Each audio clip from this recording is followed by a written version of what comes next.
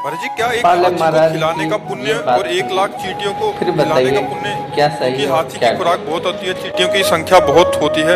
होना खिलाना भावना सेवा में। अगर हाथी में भी भगवान देख के पवारे और चींटी में भी भगवान देख के पवारे तो एक चींटी और एक हाथी के पवाने का बराबर पुण्य मिलेगा।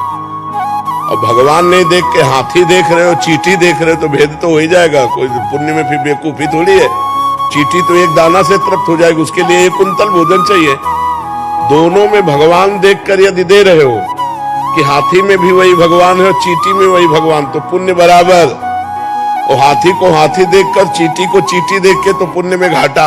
हाथी के पवाने का हाथी का फल मिलेगा और चींटी के पवाने के चींटी का फल मिलेगा। बात समझ में आ रही है? निर्णायक चतुर है। एक हाथी को खिलाते तो 1 आत्मा को पुण्य मिलता और 10 लाख चींटियों को खिलाते 10 लाख आत्मा। हमारी बात नहीं समझे। 10 लाख आत्मा है ही नहीं। 10 लाख घड़े रखे हैं और एक सूर्य का प्रतिबिंब पड़ रहा है, तो 10 लाख सूर्य हो गए क्या? तो 10 लाख आत्मा है नहीं, आत्मा तो एक है और सब में प्रकाशित हो। चूंकि हम अज्ञान में है ना, इसलिए समझ नहीं पाते। हमने जो पहला शब्द कहा, जो भगवान हाथी में है वही चींटी में है, अगर ये भावना करके हम पवाते हैं तो बराबर फल मिलेगा, क्योंकि वही आत्मा है। आत्मा 10-20 नहीं है, आत्मा 10 लाख नहीं है, आत्मा एक है। देखो, अब आपसे कहें कि ये 5-7 बिजली है, आप हमको क्या कहोगे? खैला यंत्र के कारण उसका प्रभाव अलग अलग है।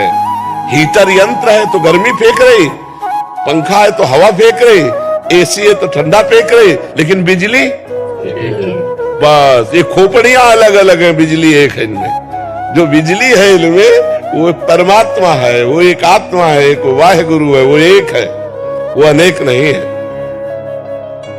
बहुत अच्छे से समझ लीजिए, अगर हम भगवत भाव से किसी को पवाते तो चाहे चींटी को पवाएं चाहे हाथी को पवाएं, हमें बराबर लाभ मिलेगा। और चींटी को चींटी मान करके और हाथी को हाथी मान करके, तो फिर एक हाथी पवाओ और 2-4 अरब चींटी पवाओ तो शायद समानता की बात जो सोची जाए। क्योंकि परिणाम है ना, वो 1 कुंतल में छकेगा और 1 किलो में लाखों हो जाएंगी, नहीं हो जाएंगी। और अगर एक चींटी में आत्म तत्व भगवान को देखकर, एक हाथी में देख के, तो बराबर फल मिलेगा। वो तुम देख के क्या पवाते हो तुम्हारा विषय है। समझ गए? मन बहुत चंचल है, इधर उधर बार बार चला जाता है। हमेशा आपकी कृपा से नाम जप होती रहती है, पर फिर भी इधर उधर भटक जाता है। हाँ, कोई भटकने दो, उससे कोई फर्क नहीं पड़ता। मन जाने से हमारी हानि नहीं है, मन के अनुसार तन जाने से हानि है। मन हमारा कह रहा है खा लो, हम नहीं खाए, कोई फर्क नहीं पड़ा। अब मन कह रहा है खा लो, हमने खा लिया, अब फर्क पड़ जाएगा। तो मन जो कहे तो वो तो कहेगा, उसका स्वभाव है। जब तक भगवत प्राप्ति नहीं हो जाएगी तब तक वो कहेगा।